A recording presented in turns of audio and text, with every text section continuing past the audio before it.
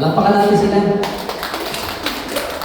Thank you very much sa pagdating po. Hopefully may share kami something na papakinabangan niya.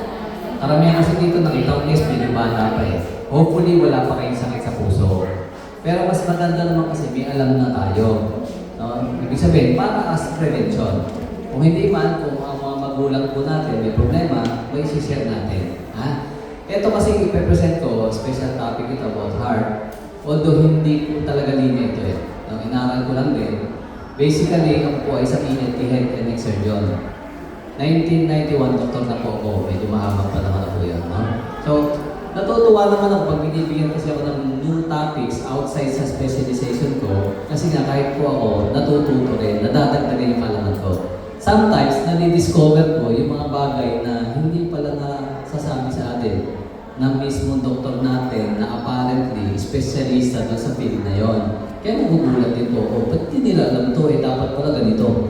No? So, share ko lang sa inyo. Part research, part opinion, nasa sa inyo na po. Kung kukunin ng buo, o kung wala kayong palagay yung papaniwalaan nyo, yung ayaw nyo, okay lang naman. Sa akin lang po is, do your own research pa rin.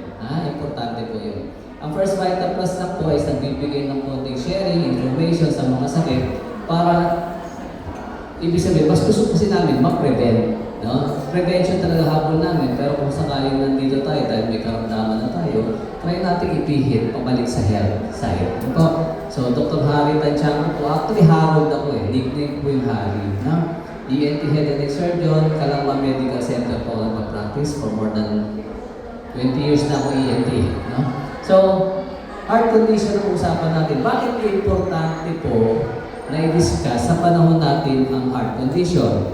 Kasi alam naman natin yung marami talagang inaatake sa puso. Ang medyo alarming sa akin kasi, yung atake sa puso ng kabataan. Siguro napapansin nyo rin, di ba? Ang dami ng babata inaatake sa puso eh. So hindi yun normal eh na pangyayari. Siguro nung araw nakakabalita tayo, may edad, no? May sakit na talaga, tapos yung nag-heart attack. Medyo acceptable. No? So, ang puso kasi natin, bakit ito importante? Your heart beats 100,000 times per day. Sabi nila, 35 million beats per year. 2.5 billion beats over the course of your life. Pag nagpahinga siya, most probably naka 2.5 billion beats na siya. Nasa ano po kayo dyan? Hindi naman. Hindi naman. Joke lang po, no? So, konting definition na, i-discuss ko naman tungkol doon sa sakit, superficial lang. Kasi more on preventive tayo eh. Yung sakit mismo kasi, hayaan na natin sa mga medikal. No? Ang sa atin lang, ano ba yung layman's term na dapat yung maintindihan pagdating po sa heart condition? No? So, ano ba ibig sabihin ng heart disease? Kasi heart disease, sabi nga dito, catch-call term. Ibig sabihin, parang ito yung pinakatawag sa lahat ng uri ng heart condition. Marami kasing heart condition na tinatawag eh. Kaya importante nating pag-aralan kasi sabi dito, siya ang pinaka-importanting muscle ng katawan niyo. Hindi ko kailangan explain kung bakit. Kasi pag tinamad dyan, yari ka. Diba? Ito po, tanong. Sino sa inyo nakakaalam anong muscle natin ang kinukonsider na second heart ng katawan natin? Bukod sa heart, siyempre, heart muscle, yun ang first. Pero yung pangalawa, dito, sa lid. ayun, tama si Upline. Gastrocnemius. Ayun yun dito. Kaya mas malaking ganito nyo dito, mas maganda ang cardiovascular health nyo. Kaya nakakatulong talaga lakad. Ha? Kasi siyempre ito, magpapak sa taas. Ang problema ay sa dulo, sino magbabalik? Kasama po ito. Kaya napaka-importante na walking, cycling, yung nagagamit mo talaga yung gastrocnemius nyo. Ha? Number one killer, both babae, lalaki. Ito lang nakuha ko kasi, American statistics eh. One American death every 33 seconds. Marami yun. Di po ba? Ang problema kasi, ito eh. Tingnan natin ang American health system, technology-wise. Advance hindi. Advance. Ilan na namamatay? Ay, ang dami pa rin. Palagay mo, sa ganyang statistiko, isa kada 33 seconds na namamatay, palagay nyo, may nagawa ang technology? Wala eh. Specialization may nagawa? Wala rin eh. Bakit? Nagkakamatayan pa rin sila. No? So, sa UK nga, ito ang sinasabi, 96,540 extra UK deaths, cardiovascular. Over 500 additional deaths per week. Padagdag ng padagdag. Ang UK advance? Advance. O may nagawa ulit ang technology? Wala ini. Paano pa tayo dito sa Pilipinas? Diba? So, ang types kasi ng heart disease, base sa US kasi ito yun Pagka iuuri natin, mapapansin nyo, ang pinakamalaki, ito po, congestive heart failure, 25%. Yung coronary arteriosclerosis ang sumunod, 23%. Ibig sabihin ng coronary arteriosclerosis, yung ugat, doon sa may puso nyo, tumitigas. No? Myocardial infarction, ito yung mismo atake sa puso. MI, na tinatawag, 17%.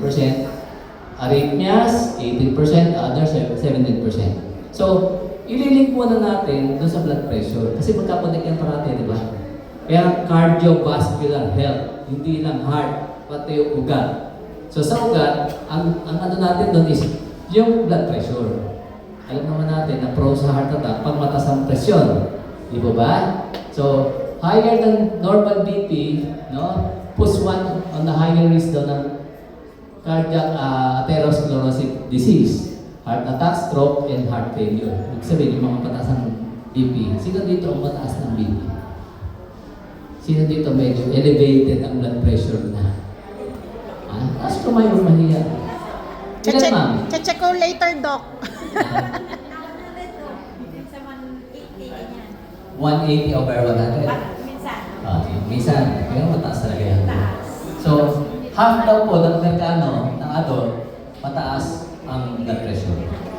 High blood pressure ang HBP, no? So, ito kasi ang standard ngayon, no? It's 120 over 80. Pero kasi, medyo sa akin, subject for debate yung 120. Although pag pumunta kayo sa mga doktor nyo, especially cardio, sasabihin, dapat ang BP nyo is below 120. 120 over 80 and below. Pag mataas dyan, consider ka na as high blood. Kasi ito ang problema, ang tinatanong ko rin sa sistema. Noong 1977, ang 160 over 90, normal ka. Cut off. Noong 1980s, yung panahon na papunta na ako ng medisina, it's 140 over 90. Borderline. Ibig sabihin, hindi pa kailangan gamutin. Dietary changes lang. Ibig sabihin, pag mas mataas doon ka na i-label as hypertension. 1980s 140 over 90. Tapos ngayon, 120 over 80. Bago mag-1977, parang it's 100 plus your age divided over 80. Yun po ang normal. Mas pinapaniwalaan mo yun Bakit? Kasi nga, ang BP ng tao, pag umiidad ka, tumataas naman talaga. Tama, mami? Yes, yun. Bakit? Adjustment na system mo yun So, ang masakla, pinifix nila to. Just consider 120 over 80. Lahat tayo daw dapat ganyan. Medyo mali yan. So, nakikita ko yung influence kasi niyan is pharmaceutical Just imagine, sino ba ang nagseset ng tama talagang cut-off ng BP? Palagay niyo ba, may consensus dyan o nagde-declare lang sila? Kasi parang ganito Di ba no 1980 sabi sa inyo, 140 over 90 borderline. Tapos, natulog ka, 140 over 90, hindi ka pa high blood. Bigla mo lang binabaan ng 120 over 80, kinabukasan. Hindi high blood ka na, kinabukasan. Di ba nakakatawa? So, yun ang pala-isipan sa akin. And to think, lagi namang sinasabi na to, sabihin natin, 120 over 80 dapat to ang BP. Ang BP, hindi mo yan dapat fix. Kasi ang BP natin, fluctuating talaga yan, depende sa sitwasyon. Minsan, importante tumaas ang BP mo dahil may pangangailangan ng katawan nyo. Tama mali? Example po, alam na lang natin to Pag kumain ka, matapos ka kumain, mag-BP ka after 30 minutes, mataas hindi? Alam nyo mataas. Bakit? Kasi kailangan ng katawan. Bakit? Yung digestion, yung circulation ng sustansya para ma-absorb, may deliver, kailangan magpapapangar mo, itataas ang BP. Tama mali? Tama. Tanong nyo sa doktor nyo kung okay ang exercise. Pag mataas ang BP, okay, di ba? Kailangan natin yan. Sabi nila, sa kalusugan, exercise daw, exercise. Tanongin ko kayo, mag-exercise ka ng 30 minutes pag BP ka pagkatapos. Hindi ka mataas. O, bakit na naman mataas? May pangangailangan. Bakit? Nagbaburn ka ng calories. Kailangan mo ng additional oxygen. So, kailangan mag-pump harder ang heart mo para itaas. Mabigay yung kailangan. Ang problema, if you fix ka ganito, o paano yung mamimit ang kailangan? Kaya minsan iba nagko-collapse. Bakit? Kailangan itaas, hindi maitaas. Gawa lang, binipres ng gamot pababa eh. So ano nagsasuffer pag mababa ang BP mo? Yung dulo, pinakadulo ng ugat mo. Siyempre, di ba? Simula sa umpisa, mataas ang BP, pero sa dulo, pababa na ng pababa yun. Yung dulo ngayon ang magsasuffer. Pag mababa masyadong BP mo, ang magsasuffer, mata mo, tenga mo, kaya minsan humuhugong ang tenga, yung mga ganun eh, na-insasses eh. Di ba? Nanlalabo, nagdidinig bigla paningin mo, tapos kapos ng oxygen eh. Bakit? Kasi hindi mababa ang BP mo. Di ba? Nag-blurry ang vision mo, nabigla ka mag-collapse. Bakit? Kinakapos. Bakit? Bagsak ang BP mo eh. Kaya may mga tao na double ang BP, 120/80, nakaupo. At talaga nakaupo, bigla tumayo, nahilo. Bakit? Kasi pabagsak ang BP sa taas. Bakit? Kasi gumanon ka eh. Yung sa brain mo, ganon, babagsak. Eh, minentain ka ng mababa, hindi nakaka-adjust. So, may problema din doon. Ha? So, para at least meron tayong idea na hindi talaga dapat fix. Ang problema, gusto ng sistema fix kayo, kaya i-maintain kayo. Palagay nyo, pag naka-maintain kayo, mas pakinabang ba sa inyo o sa gumagawa ng gamot nyo? Pero mas simple ang tanong dyan. Di ba ba? Yung coronary artery disease, ito yung most common. Nakikita nyo para sa picture, basta meron kayo naisip na heart disease, heart attack, yung baradong ugat. Tama ba ko? Naka-imprint na yan sa isipan ng lahat halos ng adult. Diba? Yung bara ng ugat dito. Nasabi nila, ito, bumabara, kakakain mo daw ng bulalo, etc. Babara, may build-up. Mamaya, discuss natin ng medyo thoroughly para maintindihan. Yan pa talaga ang problema. Congenital heart disease. Yung congenital, yung pinanganak na, meron. Siyempre, usually, bata pa lang, magpipresenta na yan. Butas sa puso, kaya mga ibang bata, di ba? Maglalaro, nagkukulay blue. Yung mga blue babies na tinatawag. No? Hindi na natin masyadong discuss yan kasi hindi man pang-adult yan usually. Irregular heartbeat. O sino sa inyo nakaka-experience ng irregular heartbeat? Marami yan sa panahon ngayon. Diba? Yung parang biglang bibilis. Okay, hihinto, tapos biglang bibilis. Yun ang tinatawag natin. Arrhythmias ang tawag doon. Ako po, nag-suffer dyan ng matagal na panahon. Siguro parang nagte-training pa lang ako sa East Avenue Medical Center noon as ENT, naramdaman ko na yan. Hihinto siya saglit, segundo. Pati ako na siyempre, napapahinto ko ako kasi ramdam ko eh. Mas ginagano ko lang para kumandar ulit. Diba? Parang masulit eh. So, hindi ko pinapansin ng araw kasi ito almost parang nag-o-occur lang sa akin once or twice a month. Hanggang sa naging weekly. Hanggang sa nag-practice na po ako, naging busy ako sa pag-o-opera, naging everyday, 2 to 3 times a day. Hindi na normal yun. Kasi bilang doktor, ito ang problema at alamin natin. Pag may arrhythmia ka kasi, irregular heartbeat mo, prone ka sa stroke. Kasi ang puso mo, halimbawa, ang puso mo kasi nagme-maintain ng pumping ng dugo mo sa taas. Pag yan ang gamong ganon, nagkakaroon ng blood clot. Sa mismo sa heart. So pag nagkaroon ng clot yun, binugan niya ngayon, pumunta yun hanggang sa dulo. Eh kung pumunta sa utak mo, bumara, stroke. Kaya delikado po ang may irregular heartbeat. Ha? Buti na lang po, naintindihan ko na wala na po halos. Minsan meron pa rin naman, pero naintindihan ko na kung paano kasi. No? Kasi ang plano ng doktor ko nung araw, na nagpa-check up ko, i-maintain ako na mga propranolol, mga ganun, beta blockers. Eh ako yung tao, hindi pa papayag na hindi mo maintindihan yung sitwasyon ba't ako nagkaganito, tapos i-maintain ko ako. So nag-research po ako ng sarili ko. Hanggang sa may mga na-discover po alam na dahil. Fortunately, gumaling ang heart ito. Diba? Mas maganda yung gano'n, di po ba?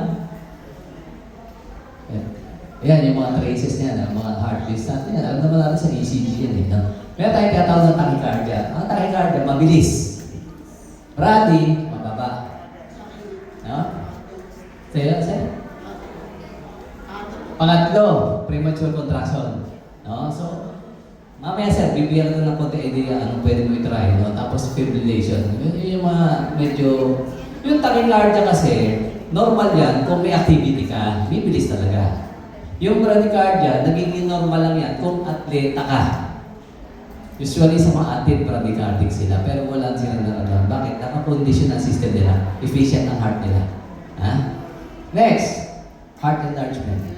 Di ba, Upline Money, meron ka dito dati na. O yan po, si Upline Money natin, isang Hall of Famer. No? Icon na ba? Icon na. Hall of Famer na muna. Malapit na. No? So, ito yung problem niya before siya nag-join dito na natulungan ng First Vita Plus. Palakpakan natin si First Vita Plus. So, basically, yun naman ang term enlargement, lumaki ang puso.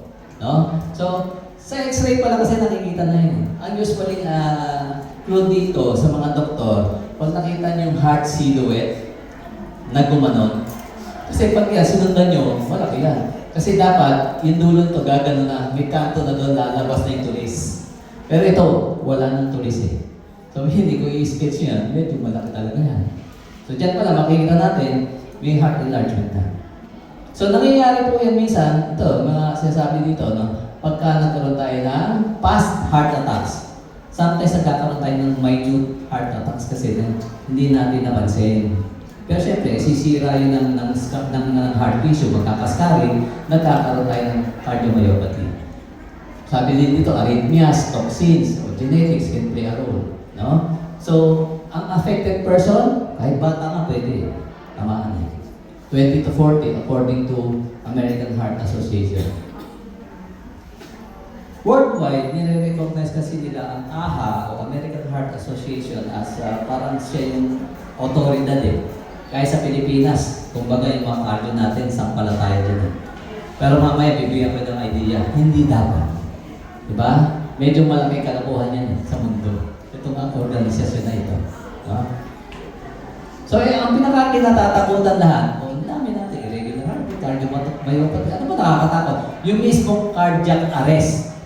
Ano yun? Inatake sa puso. Siyempre, yun ang ayaw natin lahat. Diba? Pag inatake ka sa puso, lamang-lamang, kung buhay ka, nasa ICU pagkatapos. Lamang-lamang, malaki gagastusin mo. So, yun yung ayaw natin mangyari sa bawat isa. No? So, kasi sabi nga dito, pag may cardiac arrest ka na, immediate medical help. The US 911. May kailangan sa cardiopulmonary o CPR, o yung natawag ng defibrillator. No? So, ito yung mga common causes. Sabi nila, common warning signs pala yung causes. Common warning signs na nag-heart attack sa tao. Siyempre, unang-una, yung chest pain.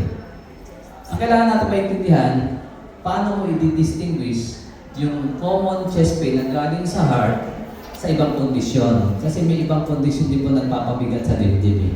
Tulad ng binasted ka, broken hearted ka. Nakakawa kayo bigla. Hindi, meaning ito, heartburn. Diba narinig yan? Ang heartburn, hindi tungkol sa heart yun. It's about reflux ng acid. Kaya lang, minsan dito kasi sa banda rito. Kaya tinatawag na heartburn. Pero usually, reflux decision, hindi natake sa puso. Meron kami tinatawag ng costochondritis. Ibig sabihin, merong arthritis doon sa may gilid ng ribs mo dito sa gitna. Diba meron tayong sternum dito, tapos yung mga ribs mo nakatuksod doon. Gumagalaw kasi yun na gano'n. So, joints din po yun, minsan nagkaka-arthritis din yun. So, pag sumasakit, minsan siyempre sa dibdib, akala mo ngayon, nag-aatake ka sa puso. No? Pero usually, sa gano'n, depende sa motion. Pag heart attack kasi, usually, may chest pain ka, consistent, pinakawisan ka, may iba pang sintomas. No? Tapos minsan, nagre-reflect hanggang dito. Then number 2, lightheadedness. Pwedeng nasusuka, no? Pwedeng nahihilo, merong jaw or neck or back pain, discomfort sa pec or pain in the arm or shoulder. Sabi ko, hanggang dito magre-reflect yan. Tapos, hinahako. Ha? Signs po yun, no? Pag mayroon ka ng ganyan, ay huwag ka na magpaligoy-ligoy. Seek emergency help. Okay? So, ito ang problema eh. 50% ng heart attack, walang clear warning signs. Lalo ngayon. Diba na kasi nga? Parang okay lang, naglalakad. Minsan nakikita niya sa social media, naglalakad, may kausap, nasa partner, bigla boom, heart attack, patay. Ganyan ka-traitor kasi ang heart attack eh. No? Kaya mas maganda maintindihan natin. Balikan natin yung famous picture about plaque na tinatawag. Yung sinasabi ng ordinary tao na cholesterol build-up. Cholesterol build-up ba talaga? O pinapaniwala lang kayong cholesterol build-up siya? Yun yung ating aalamin dito eh. No? Kasi tingnan nyo ha, para tayo magkatalo, ibig sabihin, pwede ka naman ganito eh. Namatay sa heart attack. Nung inautopsy, nakita mo, meron talagang barang ganito. So para maintindihan mo kung cholesterol talaga to, eh di pag-aralan mo yan, kumuha ka tapos aralin mo kung ano ang nandun. Di ba? Yun yung pinaka-direct eh. Tingnan mo sa microscope, sa laboratorio, aralin mo, ano bang composition nito? Sabi na cholesterol. So ibig sabihin, more or less, siguro 80-90% cholesterol yan. Ito ang lumabas sa pag-aaral na ayaw sabihin sa inyo. Oh. Ano daw ang 87%? Fibrous clotting tissue. Ilang porsyento ang cholesterol? Very little cholesterol. Di ba ang galing? Pinaniwala kayo, cholesterol plaque, dumidikit cholesterol. Yung pala halos walang cholesterol. Ayan po, ganun na. Di ba? Si cholesterol kasi, demonize. Ibig sabihin, ginawang kontrabida sa isipan nyo. Kaya doon ako nagtataka. Bakit? In fact, 70-80% ng total body cholesterol nyo, saan nagaling? Sa atay nyo. Importante sa tao ang cholesterol. Kaya nga ginagawa mo eh. 80% to. Bakit nagawa ang katawan natin na something na ikasasama nyo? Kumbaga, ang naglagay niyan dyan, yung kumuha na sa'yo, Diyos. Kaya lang, ang problema nga kasi, hindi naintindihan, ito kasi madalas ang pangyayari. Kung bakit may traces of cholesterol sa plaque. Ibig sabihin na, sa pag-aaral, traces. Nagkakaroon ka ng injury kasi sa ugat mo.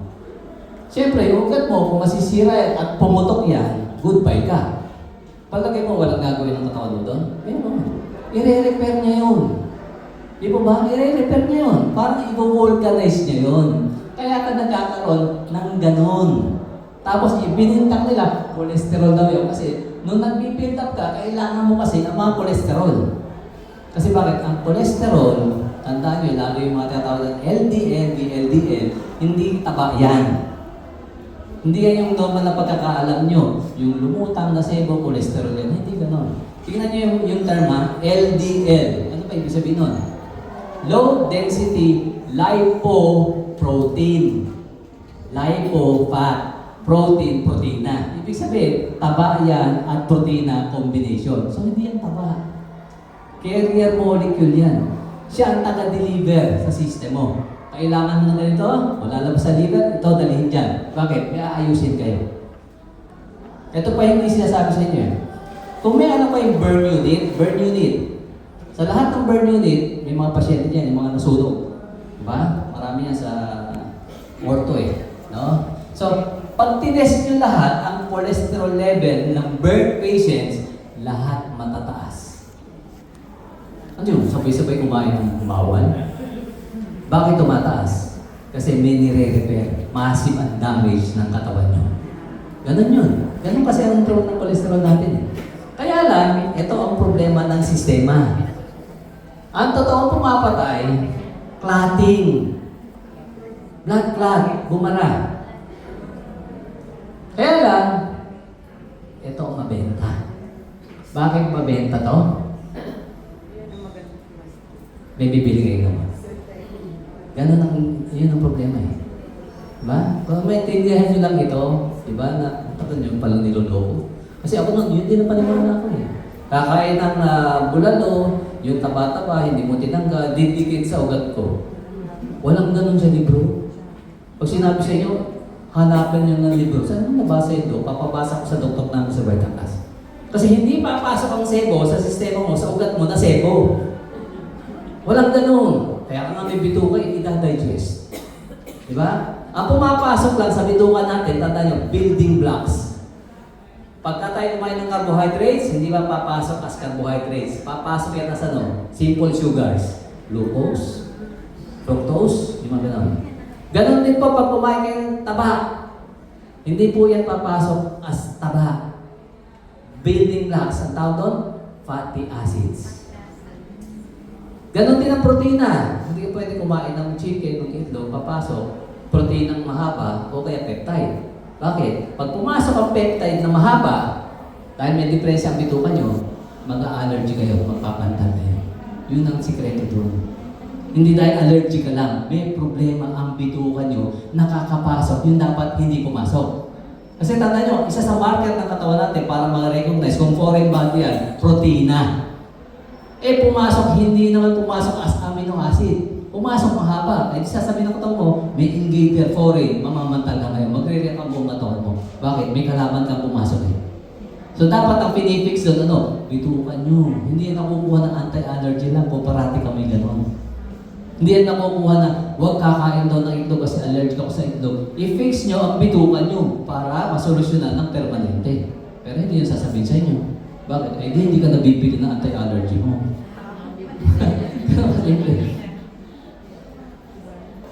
Ito ang pinaka-importante maintindihan natin. Heart attack prevention. Sino gusto maintindihan yan? Siyempre lahat. Siyempre lahat. Tanongin ko kayo. Pag nakita mo to, ano nasa isip mo? Bawal hindi? Bawal. Masama yan to. Kaya lang, kabaliktaran yan ng totoo. Hindi po bawal yan. Hindi yan masama sa puso nyo. Ano ba yan? Meat, egg, butter. Lahat po yan, health food. Pero sabi sa inyo, bawal. Diba? Wala na butter, hindi didikit yan. Yan naman kayo. Ang butter, hindi yan papasok as butter sa system nyo. Tandaan nyo, ang masama, yung margarine, hindi butter. Huwag kayong sasalig ng margarine. Hindi pagkain yun, sa totoo lang. Ang butter ay natural. Galing sa... Saan po galing butter? Ha? Baka, gatas. Diba? Butter fat. Yun eh. Yun ang pinagalingan. Natural. Umiinom ka nga ng milk eh. Ibig sabihin, may butter fat doon. Ito, kinoncentrate lang po. Ha? Itlog, ganun din. Ang itlog, demonize. Pwede lang kumain ng itlog, puti lang. Saan nyo nakuha yun? Mataas na kasi cholesterol no? Pula. Pula ba o dilaw? Wala pa akong nakita pula eh. Dilaw o orange? Ano naman? Basta tawag kasi natin pula eh. Tingnan nyo yung tawag nga lang, hindi ko pito-question. Paano tawag pula, hindi man pula? Kasi itong problema eh. Sabi nga nila, kasi masama daw, mataas cholesterol. Ang tanong ko naman, paano nilagyan ng masama yun? Sino kumana itlog? Siyempre manok. Sino kumana manok? Parte, hindi itlog. Nasa taas pa rin. Diba? Tingnan niyo lang ang itlog ha. Ang itlog may pula, may puti, outer shell. Wala kayo dadagdag. Lilim-liman lang ng inahin. So pula, tsaka puti. Ano nangyari? Nagkatuka, nagkamata, nagkabalahibo, nagkabituka, di ba? Nandun lahat ang elemento para gumawa ng isang buhay. Nakuha nyo? Tapos sasabihin nila masama. Eh di sana hindi na nabuo yung ano doon, sisyo doon. Hindi pwede masama eh, kasi kumpleto nga siya. Actually, kung i-research nyo, ang itlog ang isa sa pinakamagandang multivitamins. Bakit naano na lahat ang kailangan nyo? Kaya bawal. Naintindihan nyo? Ang bawal usually health food. Ano ibig sabihin health food? Diyan ka hindi kasi magkakasakit. Kaya sa kanila, bawal yan. Bakit? Pag wala kayo sakit, walang bibili ng gamot nila eh. Kaya pinabaliktad nila eh. Tingnan niyo po ito ha. Strategies used by the modern medicine to prevent heart disease that aren't working. Bakit sinabing aren't working? Kasi number one pa rin kinamamatay ng tao may heart disease eh. Ibig sabihin, ginawa na natin yan for the past 60 years, walang improvement. Nag-worsening pa. Number one pa rin ang heart attack. Dumadami pa rin ang may sakit sa puso. Ano yun? Number one, cholesterol-lowering drugs. Pinagbintahan kasi ang cholesterol. Mataas cholesterol, aatakin sa puso. Alam nyo ba, may isang pag-aaral na sinasabing ganito, 50% ng inatake sa puso, normal ang cholesterol. O di posible, hindi cholesterol. Pero hindi nilabas yun. Low salt diet, o isa pa yan. Bawal ang maalat kasi bakit tataas ang presyon at sa puso. Ilang taon ka lang nag-low salt diet? 20 years, 10 years. Gumaling ba ang high blood mo? O baka hindi yun ang cause. Diba? Yun ang malaking problema eh. Ito nga, tingnan nyo, low salt. Ibig sabihin, bawal ang asin. Alam niyo ba pag kayo nagkaroon ng emergency na hypertensive crisis, ano ibig sabihin? Sobrang taas ang BP na pwede kang ma-stroke. Let's say 200 over 110. Emergency na yan. ER yan. Siyempre, nagdidelirio ka na yan. Ang taas ang BP mo eh. Pag nandun kayo sa ER, kakabitan kayo ng swero. Pag ganun ang BP mo, usually dalawa yan. Left and right, meron ka. Yung swero, tingnan nyo mabuti. Kung kamag-anak nyo nandun, tingnan nyo kung anong kinakabit. Nakalagay 0.9% saline solution. Ano yung saline? Acid. Anong 0.9? That's 9,000 micrograms of salt bawat isang ganun. Ang requirement mo daw, sabi nila, per day, 1,000 lang micrograms per day ang limit. Bakit? Tataas daw kasi ang BP mo. 1,000. Ang sinasaksak sa yung swero, 9,000. Dalawa. Ilan yun? 18,000. Uubusin na isang araw? Hindi. 6 na oras nga na, ubus na yun. Just imagine, ang sabi nila, bawal lang kasi sa'yo, tapos pag mata sa BP mo, sasaksakan ka ng ganun karaming asin. Itanong nyo sa kanila kung bakit. Ewan ko, makasagot yung mga yan. Hindi rin namin naintindihan eh. Ako nga, reset na ko na natin, oo nga, ba't tayo nasaksak ng asin kung ayaw natin yung asin? Tapos biglang bababa ang BP. Sabi kasi sinaksakan namin ng gamot. Hindi. Gawa ng 0.9 sa line pa lang, bababa na. Kasi may deficit ka ng salt sa system mo. Stent and bypass. O yun, okay naman. Barado, mag-stent. Pina-bypass. Bakit meron lang certain numbers of years na ibibigay sa'yo? Kung na-bypass ka, mga at least 7 years yan. Bakit ganun lang? Ibig sabihin, hindi yan talaga successful. Isang doktor na sa amin, triple bypass. Oh? Last year, last year, recent nila, nag-heart attack, patay. Just imagine, ibig sabihin, hindi pa rin siya totally, sabi mo, safe eh, nakuha mo na bypass kaya hindi ka natin sa puso. Ito pa isa, low-fat diet. Kakain ng matatawang pagkain, delikado yan. Ginawa na yan ng tao eh, ng high blood for the past 60 years. Hindi na bago, number 1 pa rin ang heart disease. Baka hindi yan ang totoo. Ito pa isa, avoid red meat. O isa pa yan, huwag daw kakain ng karne. Masama daw ang karne, bukod sa nakaka-cancer, tatas BP. Kaya maraming matatanda ayaw na kumain ng karne. Puro gulay. Okay naman ang gulay, kaya lang, pag gulay ka lang ng gulay, magkukulang ka sa ibang nutrients. Wala kang CoQ10 na galing sa meat. Wala kang carnitine galing sa meat. Kailangan mo yun. Tapos gulay ka ng gulay. Diba? Hihina ang puso mo pagkagaling. Balansin dapat lahat. Hindi pwedeng wala. Kung ayaw ng marami, kahit konti, dapat meron kayo. Ha? Ito pa, fear-based thinking. Si may kasalanan yan, doktor nyo. You'll die without this drug. Mamamatay ka, mamatakay sa puso pag nilinom yan. Di ba ganun mga doktor na yan? Ma'am, kailangan na kami tayo. Bakit? Baka atangin na sa puso niyo. Tinatakot kayo para ituloy-tuloy ang bili ng gamot. O sinunod mo naman lahat eh. O sino po dito ang high blood na po? Ilang taon ng high blood? Ano yung sarili nyo? Ilang taon mo nang sinunod to? Gumaling ka ba? Hindi. After 10 years, gagaling ka na kaya? O ba't di pa ginagawa? Bakit hindi kaya natin tingnan yung kabilang side? Kasi, kaya ko sasabi kabilang side, may nagsasabi kabaligtaran, maraming gumagaling. Ngayon naman, sabi ko ang social media, open information na. Dapat na maintindihan mo, ano nung false information sa tama. Timplahin mo lang. Kasi sa panahon ngayon, dahil ang information nakakalat na sa lahat, di ba, parang napakatanga mo na pag hindi ka nag-aaral sa kondisyon mo. Lahat kasi nag-google na. Lahat nakikita na, kahit ano sakit. Kaya nga minsan tatawa pupunta sa akin pasyente, Dok, sabi sa Google, ito daw sakit ko. Hindi na ako nahirapan. Ano sabi sa'yo? Ayun nga, kaya ako nagpunta dito, Dok, bakit tinakot ako ni Google Kaya tuwa rin kami sa Google Bakit? Kasi yung malala, may bigay sa info mga ganito, baka may cancer ka. Siyempre, punta yun sa ENT. Bakit? Papacheck ka, baka nga cancer. Hindi nakakatulong din sa doktor, ano? Ito history-based ito. Ito na kung vegan kayo, pero intindihin nyo mabuti ito. Sabi dito, heart disease started to become an epidemic within the last 100 years. Yung sabi nila, 100 years. Ilang libong taon na daw po kumakain ng tao ng meat? 250,000 years ago. Bakit? Yung mga caveman natin. Napapansin niyo pa sa mga cave painting? Ano ba nakikita niyo? May hayop, may sibat, may pana. Ano yun? Sports? Hindi. Hunting for food. Ibig sabihin, pinakain talaga natin hayop. Carnivore. Ancestors. Ha? Yung grains, kailan natin kinain daw?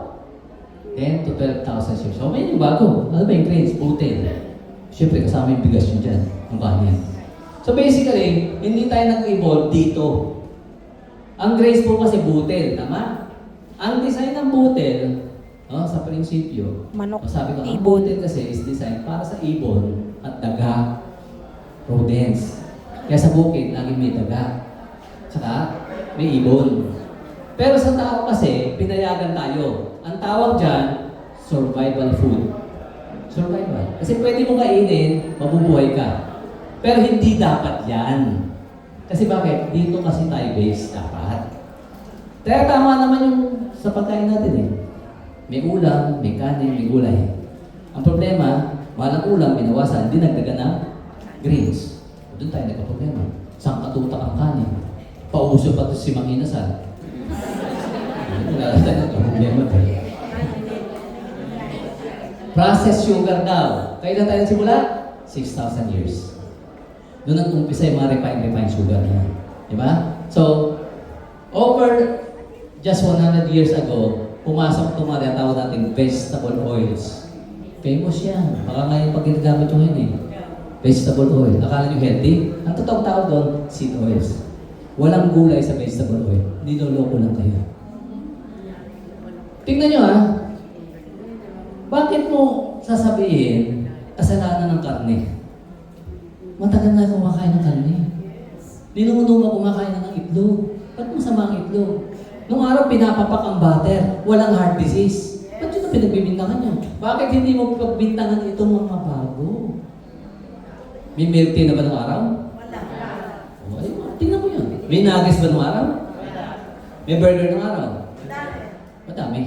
Kaya lang, iba ang karne nung araw sa karne nung. Diba? Yung additional na ingredients eh. Kaya parati sasabi ko sa inyo, kung sabi ng doktor nyo, ito pa rin ang bawal, mag-second opinion na kayo. Bakit? Tagal mo, Dok, tagal ko nang ginawa niyan, ganun pa rin. Lalo ito, nilagaw ko kayo, lalagyan niya, no? Omega 3 and 6. Good for your health. Heart-friendly. Marketing strategy yan. Uhulihin kayo niyan eh. Kala nyo ngayon healthy. Kailan pa naging healthy ang canola oil? Research nyo mabuti. Saan ba galing ang canola oil? Rapeseed oil.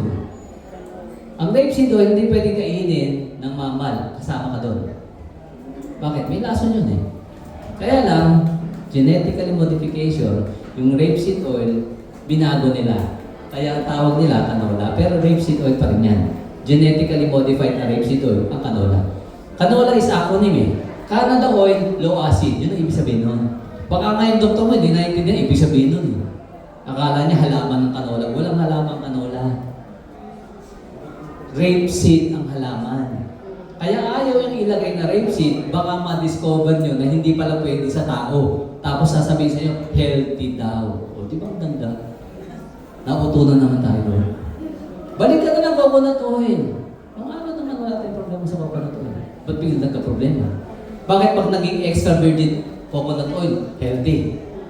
Eh, pareho na pinanggalingan nun. Matutuhusin, di ba? Umpisa natin sa totoong bawal. Kasi nga, sabi nga natin, ang problema talaga, pagkain eh. Kasi nga, hindi tayo kumakain ng totoong pagkain na. Buti nga ang Amerika, meron na silang meron na silang battle cry ngayon eh. Di ba? Eat through food. Ganun na sila ngayon. Kasi may program yung kalang mga health secretary na Make America Healthy Again. Nililihis na nila ang tao sa mga ganyan. Sipin mo, yung mga kinakain yan, tanong, kayo ba nakakain na yan? Yes. Without you realizing, damaging sa heart mo yung mga yan. Ano dyan? Oh, donut. Sa donut nga, sabi dito, sugar and cardiovascular disease. No? Yung ebidensya daw, mas matakot ka sa asukal kaysa sa fat. Ang kakatakutan nyo sa fat, yung bad fats. Ano yung bad fats? Vegetable oil, Margarine, kasama yun. Trans fat. Trans fat. O kasi yung trans fat, medyo tricky. Ang trans fat kasi, kahit sabi mo healthy oil yan, ano ba, coconut oil, healthy naman yan. Nakaka-produce ka pa rin ng trans fat sa healthy oil pag kumulo ng matagal. So ano dapat? Ang panluto, isang beses lang. Ugali nyo kasi, ilalagay pa sa maliit na ng bote, uulitin pa ulit. Ha? Yun na hindi healthy na doon. Ha? Tingnan nyo to. Masama daw kasi ang itlog. May sirang ulong nag-eksperimento sa sarili. Harvard medical student. Ilan daw kinain niya itlog sa isang buwan? 700. Divide nyo ng 30. Ilan yung araw? Kami. O, sino magaling sa math? 20 plus. O, sino 20 plus isang araw Siyempre, pag nagpa-test ka, tataas cholesterol mo. Bumaba pa eh. Tapos magbibinta ka yung itlog. Nananahimik. Kasi bakit? Healthy ang egg. Alam mo ang egg, meron isang ingredients na napaka-importante para sa brain nyo. Choline. Choline daw sabi ng iba. CHE, choline. Bakit? Pang-prevent ng Alzheimer dementia. Okay, ngayon, ang dami nagkaka-Alzheimer. Bakit? Natatakot na kayo sa itlog eh. Kakain ng itlog, puti lang. Wala nang pula. Isipin nyo, ang leading cause, sa totoo lang, hindi fats. Ang leading cause ng insulin resistance causing heart disease, ano daw? Sugar pa rin, carbohydrate pa rin. Excess Kung konti lang, wala kang insulin resistance, okay lang. Pero over ka, magkakaproblema ka na talaga sa puso. So it's not always the fat. Hindi nyo kalaban ng fat. As long as healthy fats yan. Ang avocado ba, healthy fats? Hindi. Healthy fat. Ang olive oil. Healthy. Healthy. Wala mo example. Kaya lang, beware of olive oil, Ang olive oil, maganda, pangkain, pang salad dressing. Hindi yan pangluto. Coconut oil, talo, yan ang mga medyo maganda pangluto. Nung araw naman kasi talo talaga ginagamit. Ano ba yung talo? Galing sa taba ng baka. Yung ting tabaan ng baboy, ginagawang mantika nung araw yun, okay din yun. No, hindi po yun bad fat. Tawag nila doon saturated fat kasi yan isa pa. Pinakot kayo sa saturated fat. Nagbago na po ang food pyramid ngayon sa Amerika. Mamaya makikita natin. O ito naman, kumakain ba kayo niyan? Ang sabi diyan, regular donut intake increase chance of developing heart disease. Obvious naman ang reason. Sugar. Loaded yan. Diba? Ay kaya lang sabi niyo, misa-misa na. So, halimbawa lang po, mayroon na kayong problema, nakita ng doktor nyo, medyo may bara na yung ugat nyo, ano pwede gawin? Isa kasi maganda sa research, na natural ito po. Ito yung mga best food Number 1, lagi dyan, omega 100. Kumakain kayo yan? Panahon na pare, consider nyo kung may heart problem kayo. Nakakababa siya ng bara na ugat mo by 30%. Isa pa na hindi ko nailagay dito would be vitamin K2. K2. Maganda rin po, pang-alis ng bara sa ugat natin. Yun daw yun. Narinig niyo sa doktor niyan? Siyempre hindi. Ang narinig ko sa doktor, may bara, magpapastend ka. Kung may pera ka. Diba? So, yung mga best food po, may granite berry, citrus, yung wild caught salmon, grass-fed meats. Ibig sabihin, sa meat kasi, maganda talaga yung grass-fed. Kasi ang problema naman, kahit healthy nga yung supposed to be meat na yon, paano kung pinapakain artificial? Diba? Arugula, red onions, extra virgin olive oil. Yan po yung mga ilan na ayon kay Dr. David Jaffers. No? So, eto kasi, sabi ng doktor mo daw, masama yung meat, iwas sa karne. Tapos bibigyan ka ng reseta. Pag chinek mo naman ang side effect, 27. Tapos masama daw ang meat, yung gamot niya, hindi. Ayun ang hindi ko makuha. Anong logic doon? Mas marami side effects Kaya na, siyempre, hindi siya sabi sa inyo side effects. Kasi pag alam mo, pag kasi nagka-side effect, babalik ka kay doktor. Ang gawin doktor mo, papalitan lang na iba, na may iba rin side effect. Kasi baka yung side effect mo isa, hindi mo muna maramdaman. Maraming problema dyan Sabi na masama yung natural, pero binibigay sa synthetic, mas marami palang side effects. Kaya sinasabi ko ito Intindihin niyo mabuti to. Dito kami kasi umiikot sa konseptong ito eh. You listen to your doctors funded by pharmaceutical drug companies. Sila dito, they listen to doctors who've risked their careers to bring forth suppressed information. Ano bang mapapala namin pag inilabas namin to? Pwede kami yung tanggalan ng lisensya. Tama ba ako? Pero sa kagustuhan namin ilabas ang totoo, nilalabas pa rin namin. Sila ayaw nila. Bakit? Kasi alaga sila ng pharmaceutical. Sila kumikita. Doon sila nakakabakasyon ng libre. So, depende sa inyo kung maniniwala pa rin ba talaga kayo o hindi. Kasi lagi ko sinasabi, pag ang doktor nyo nagpapacheck up kayo, hindi sinecheck ano yung mga kinakain nyo, nag-exercise pa kayo, iniintindi ba yung lifestyle nyo, walang ginawa yan, kundi dagdag ng gamot, dapat nga hindi daw doktor tawag dyan. Anong tawag dyan? Drug pusher. Ito pa isa. Masarap mabuhay. Huwag ka na magpaka-stress. Bakit? O stress and anxiety cause heart palpitation, headache, acid reflux, insomnia, and more. Be kind to yourself. Minsan okay naman kasi wala nang tayo ka. Minsan nakabalita ka ng stressful, talagang medyo may stress ka. Pero try to control. Diba? Ibig sabihin, mas stress ka siguro ng mga 10 minutes, 15 minutes, tapos kalimutan mo na. Lalo na kung utang. Ang tanong, may stress ka, wala pang bayad. Mas stress ka, isang oras, may pambayad na. 2 oras, may pambayad na. Isang buwan, may pambayad na. Wala na pala mo. Sakit. Kaya lang, pag hindi ka ng bayad, may stress din. Ang inutangan nyo. Ganti-ganti lang. So yung stress kasi maraming sakit talaga. Kasi basically, ang stress, siyempre isip. Ang isip, kinokontrol din. May feedback kayo sa puso eh. Kaya nagkakaroon tayo ng palpitation. Kaya meron tayong irregular heartbeats. Ang gas naman.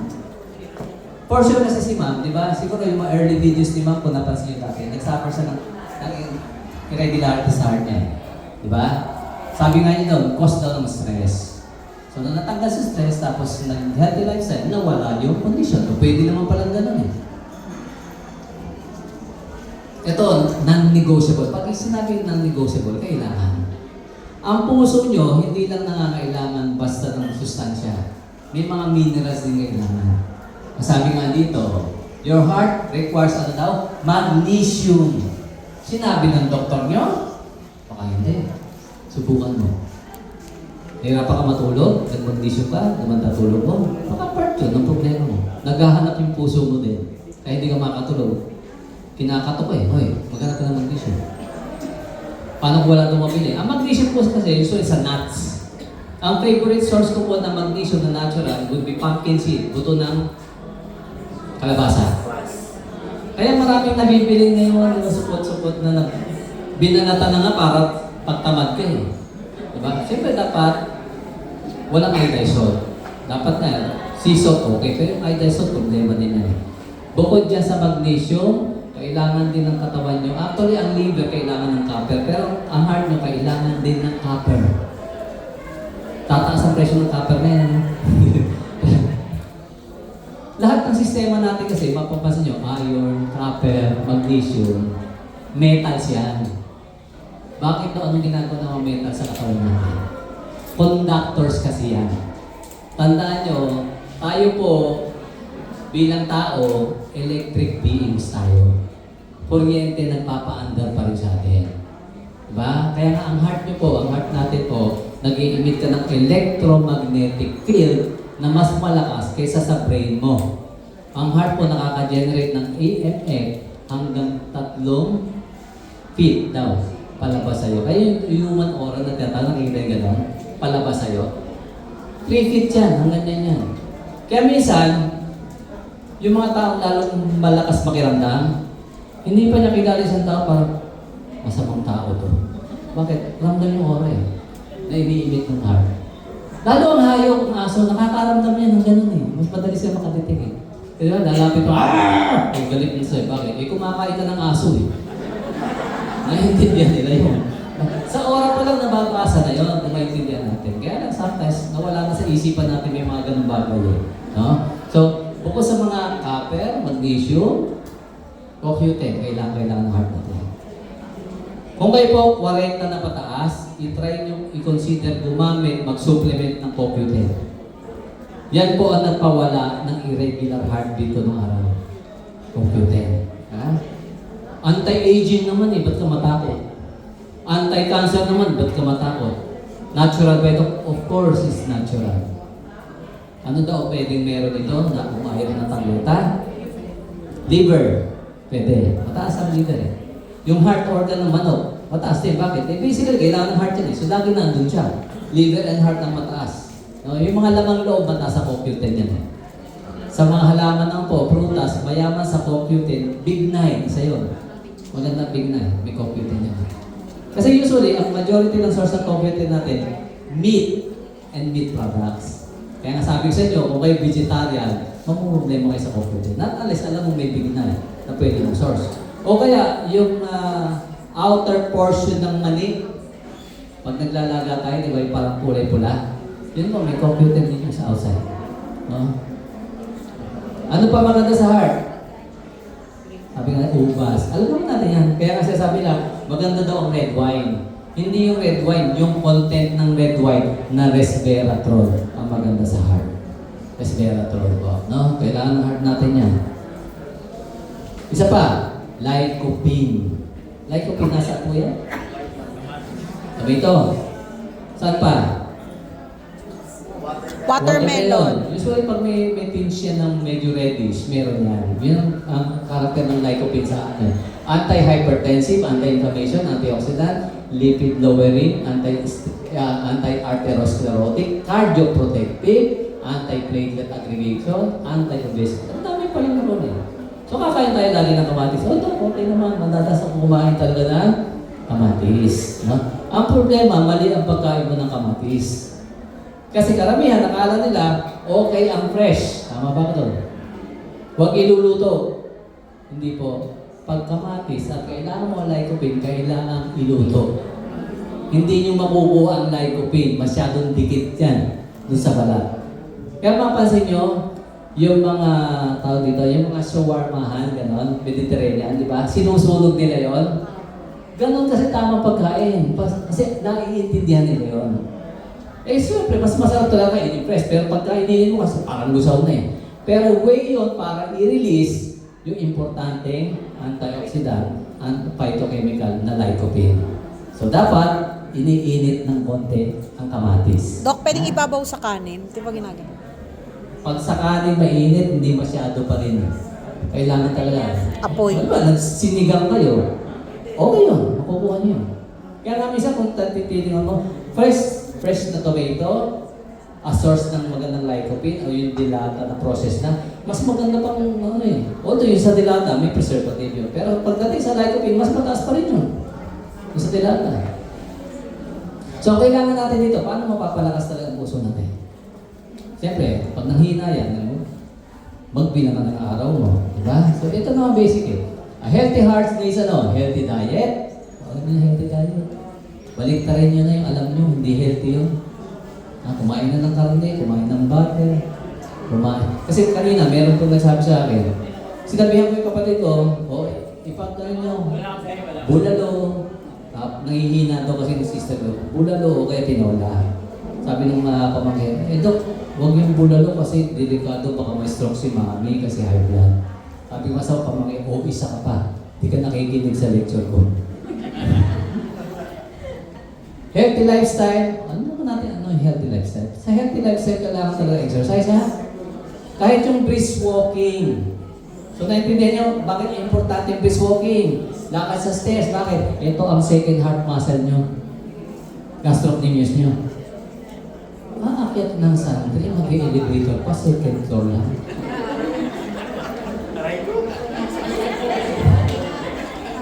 Samantala ko, nagkiklinik po ako, MWF, sa Calamba Medical Center, Tower 1. Ang klinik ko, 8th floor. Nilalakad ko yung paakyat, kahit may elevator. Bakit? Kasi naiintindihan ko Diba naiintindihan ko, ano ba naman yung, di ba? Libre na nga, ayun yung pang gawin. Tapos pag nagkasakit kayo, saka niya isipang gagawin. Diba kung kailan na-stroke, saka nag-i-exercise yung gawin, ganun. Tama mali Sabi lang, itong mga tao. gagastos pa nung nagkasakit na. Eh bakit hindi ka, habang kaya pat libre naman? Gawin yun na. Stress-free life, good supplements. Kasi pag supplements, kailangan natin. Kasi minsan, hindi nyo nga nakukuha lahat. No? Kaya sabi mo, ito ang isa ng magandang supplement. Kung tinatamad ka pa, tinatamad ka magulay, tinatamad ka maghanap ng kokyote, tinatamad ka pa mag-init ng tawag ito, tomato, ito na lang. Mahilig ka naman sa kape. Ano yun, ang coffee namin, Vita Heart. Formulated with 5 hours, may lycopene, may kokyote. Sorry nga lang po, yung sample natin, gout out ha, kasi wala pang stocks. Pero bibigyan kayo mamaya ng gout out. Which is okay naman kahit wala kayong gout. Anti-inflammatory naman po yan eh. No? So, paki-spot nga po dito, sino dito overweight?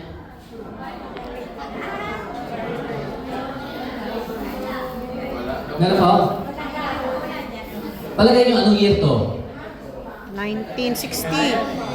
Hindi, itsura nito, 1960s. Hindi. Late 1800s to early 1900s. Yan, panahon nila Jose Rizal yan eh. Kasi niyo ba? 1800. Oh, payat pa lahat yan. Wala dyan kahit isa na overweight. Dahil pag ikaw obese, nung ganong panahon, nasaan ka? Nasa circus ka. Kasi papanood ko, ang laki nun, grabe. Pang circus. Samantalang dito, kahit yung panahon nila Jose Rizal, wala namang matamang, wala namang overweight eh. Culinary Mabini, Andres Bonifacio, lahat magaganda. Pero ang tanong, anong kinakain nila? Butter? Meat? Kasi walang processed food pa halos ng araw. No? Ito kasi ang problema eh. Ito, sabi mo sa inyo kanina eh. Kaya wala akong tiwala sa American Heart Association. Bakit po? Lumabas to eh. Binayaran sila dati para iiwas ang bawal sa asukal. Ibintang daw sa saturated fat. Binayaran yung mga hinayupak na yan. O syempre, kinukonsider yan, American Heart Association, parang gold standard, lahat ng doktor, lahat ng cardiologist, sampalataya dyan. O sabi ng AHA, masama daw saturated fat. Tigilan na daw ang butter, huwag na daw kakain ng meat, huwag daw kakain ng itlog, sumabog ang heart disease lalo. Alam niyo ba noong 1940s? 1940s lang lumabas ang ECG. Alam niyo ECG? O pag-test. Ang inventor niyan, nakalimutan ko yung pangalan, pinresent niya sa Harvard, ang invention niya. Ito maganda to, pang-test natin sa heart problem. Alam niyo yung reaction? Aanin natin yan. Bakit kaya ganun ang reaction ng Harvard University? Walang may sakit sa natin puso. yan. Wala kasi halos heart disease pa nung araw na yun. Tapos biglang sumabog. Dahil modern na daw tayo ngayon. Yun ang problema. Sabi ko sa'yo, sino papaniwalaan nyo ngayon? Yung kami nyo na sinasabi yan, hindi kayo gumagaling?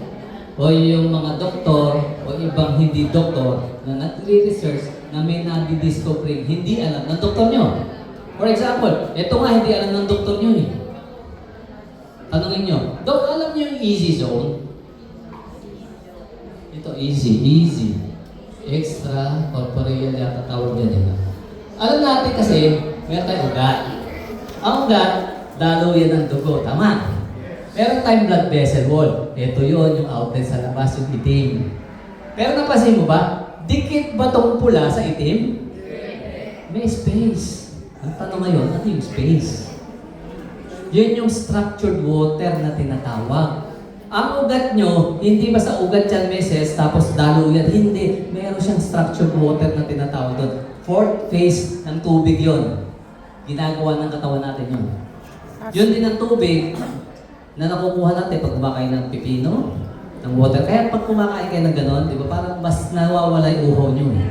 Kasi structured yun. Kailangan ng katawan nyo, hindi na i-convert, gagamitin na nyo. Ang problem, pag nasira ang easy zone nyo, kakapit ito dyan. Pag kumapit, clot, bara, stroke, heart attack. So, importante, ma-maintain mo yung easy zone ng ugat mo. Bakit? Kasi ang easy zone natin, tandaan nyo, structured water, meron charge yan, negative charge. Ang ugat nyo, ang dugo nyo, meron din charge. Anong charge ng dugo nyo? Negative din. Sa nakakaintindi, magnet, negative sa negative, didikit? Hindi, ganun yan.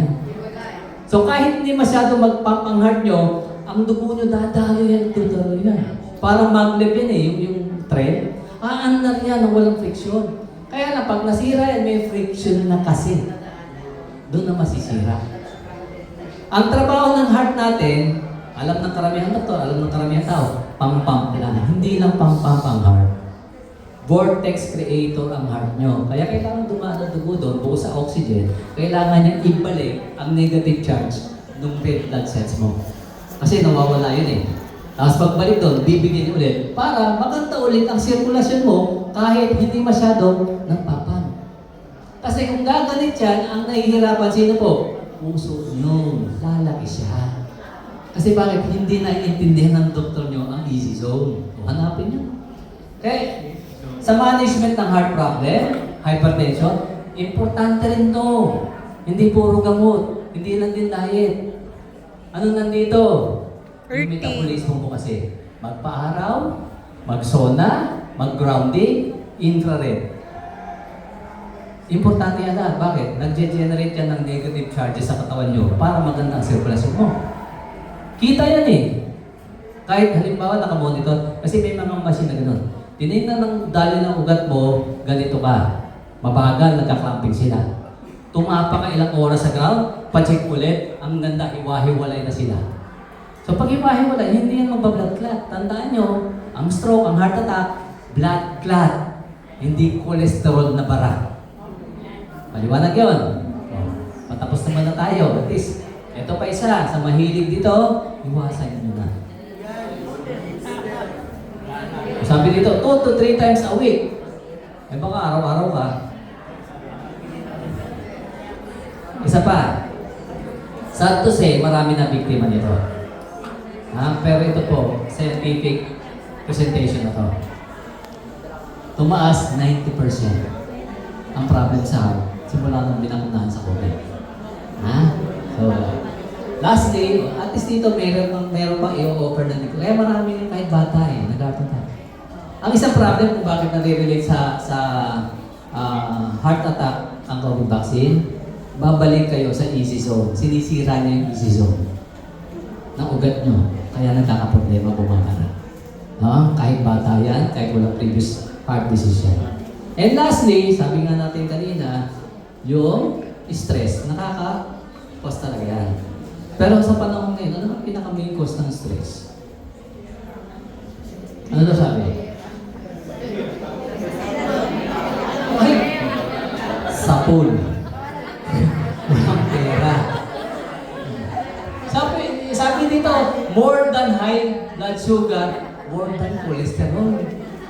Pag wala kang pera, mas madali kang atakihin sa puso. Wala, may problema talaga naman. Kaya siguro yung mga nakaupo, nag-agawan na sa pera, no? Nabalitaan niyo yung news kanina. News blackout nga lang sa Club Filipino kanina umaga. 18 Marines ang nagbigay ng testimony nila. 805 billion daw ang kinurako ng mga involved. Pinangalanan. 805 billion. Hindi sila atake sa puso. Tama? Kakarmahin na lang. No? Mahal sila. So, kaya naiintindihan ito ng Paita Plus eh. Sabi siya, swerte eh. Bakit po? Sa Paita Plus, hindi pwede puro kakainin, puro gano'n. Di ba? Importante ang pera eh. Kaya dito, bukod sa health issues, tuturuan namin kayo, papaano kumita. Kaya meron tayong business development forum. Tandaan nyo lang yung mga senior, hindi ka natatakami sa trabaho, Pilipinas ito eh. Pangalawa, may isa lang ang akap. Ang tanong, yung SS pension, kasya ba? No! Maintenance mo pa lang, kulang na yun eh. Paano kung bumalik ka na walang maintenance mo? May extra income ka pa na ituturo ni Teacher Freddy Gulawan. Di ba? Mas maganda. So, hindi ko na po patagalin.